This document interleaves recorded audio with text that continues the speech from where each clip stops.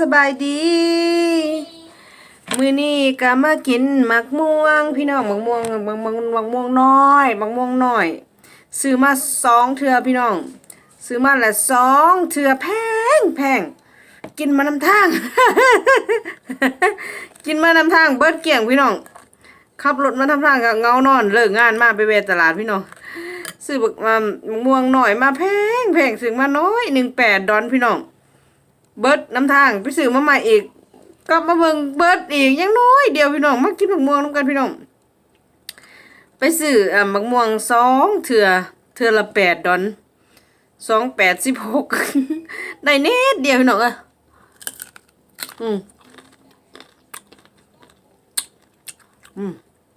จะมันแพงคัก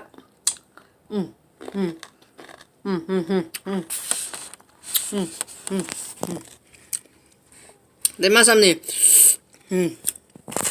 มะม่วงหน่อยมะม่วงน่ะมีหมักสมน้ำ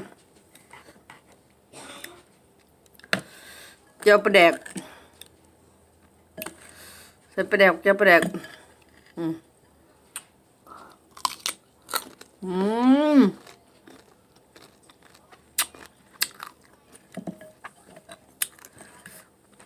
แนวมันหายาก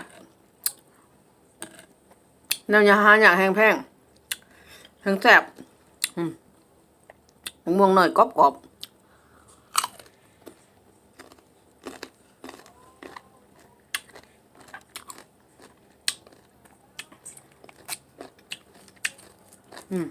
มากเลยกับ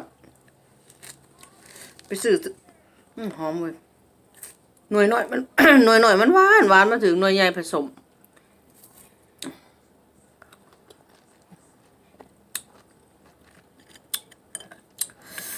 หน่วยอ่อนๆนั่นมันต่างหวานหน่วยแข็งๆบ่หวานสม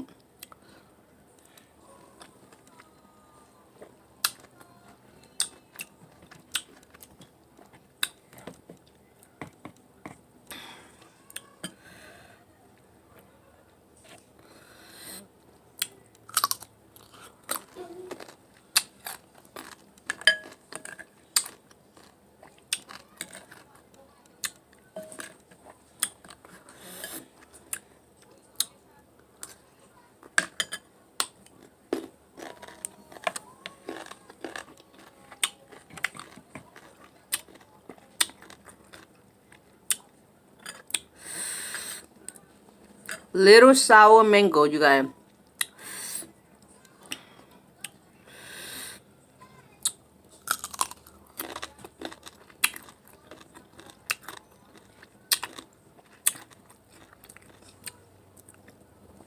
all Asian people love this a lot of people love this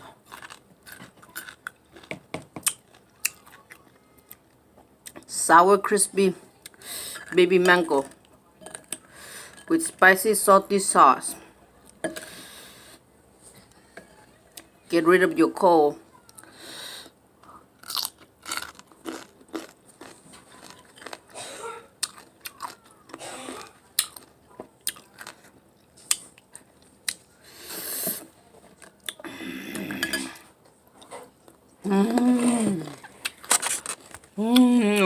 Yum. เจียวปลาแดกเจียวปลาแดกแซ่บแล้วตั้งกล้องกับพวกเห็นมือนี่ถ่ายแบบนี้แหละถ่ายแบบใหม่เนี่ยเนาะ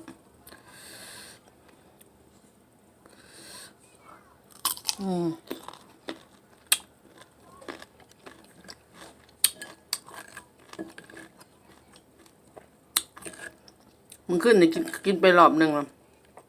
กินหูเมื่อโตเลยนะจังมันเบิดยำใด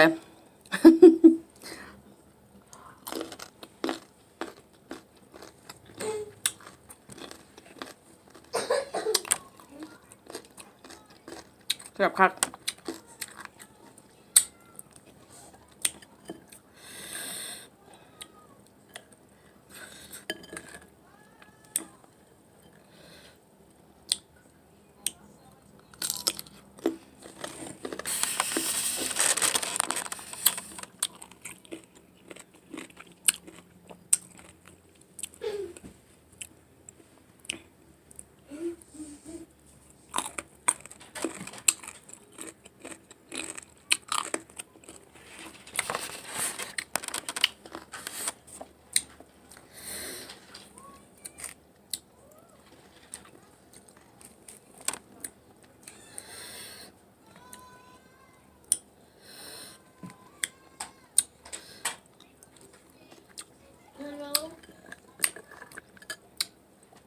มักสตรอเบอรี่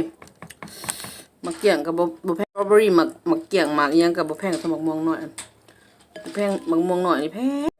คันคนโทรมาแล้วมันใส่โฟนอัดคนโทรมาแล้วมันตัดปั๊บโหลดโอ้ยเนาะ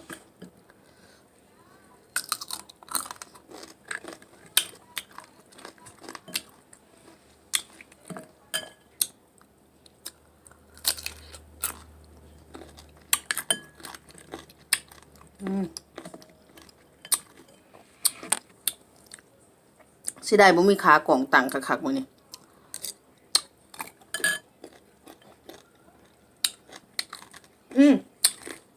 พงสุดตา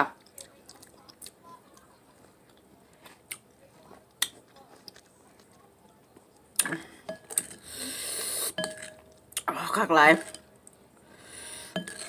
กินบ่ฮู้เมื่อวันเบิดนะคือมาเบิดไว้แท้ว่ะ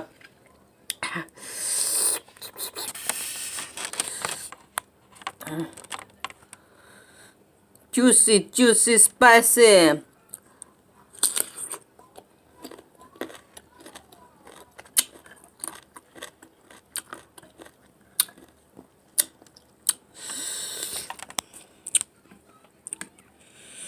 ทั้งเผ็ดทั้งแซ่บไปถึงสวง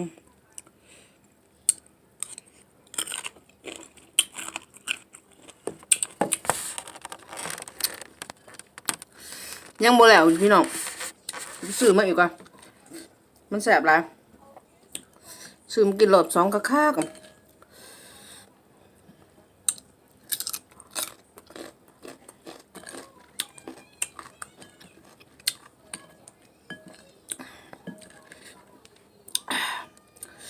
มะขามก็มีส่วงนี่บ่คืออยากมะขามคันกินแนวใดแบบว่าแซ่บแล้วก็กินอันนั้นตลอดบ่มักเปลี่ยนอาหาร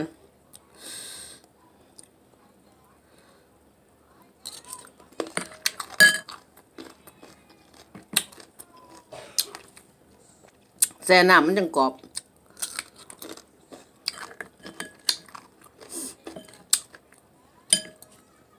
What I'm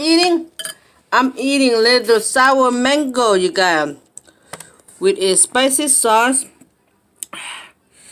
spicy fish sauce.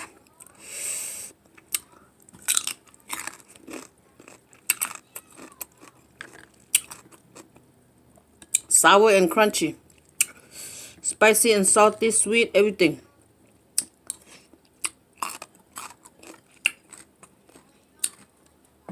Little baby mango, crunchy. You can hear the crunch.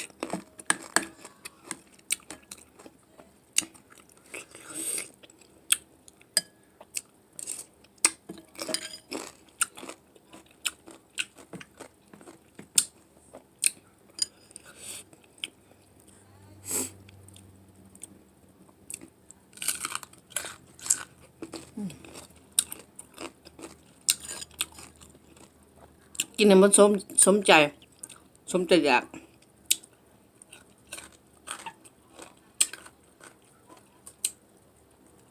แพงเท่าไรแห้งแซ่บ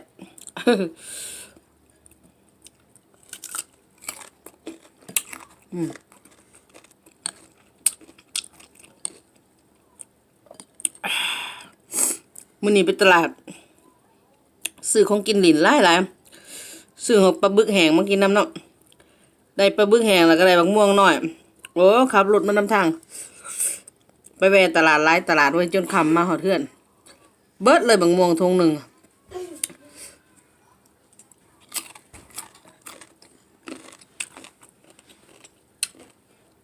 กินแกะหิวหน่อยอ่ะเพราะว่ามักเงานอนอยู่ขับรถมักเงานอน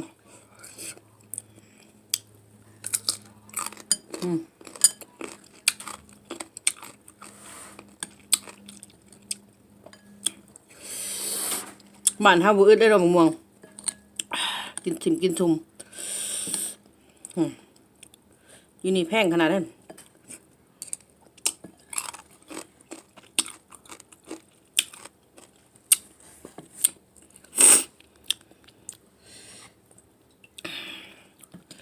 แซ่บหลายพี่น้อง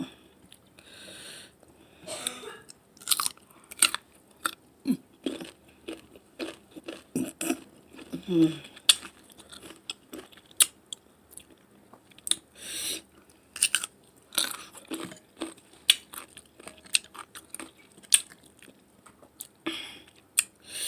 นแต่แม่เมื่อเล่าแม่ของเมื่อเล่ากินแต่หมักสมอ่างถ่ายวิดีโอมาให้เบิ่ง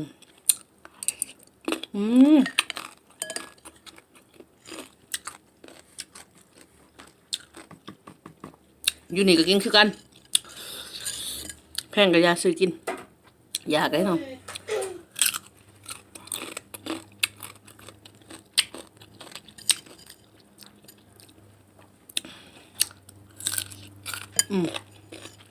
คำสุดท้าย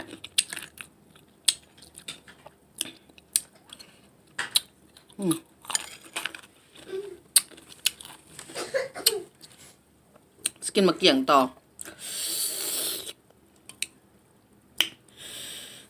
เผ็ดแซ่บพี่น้อง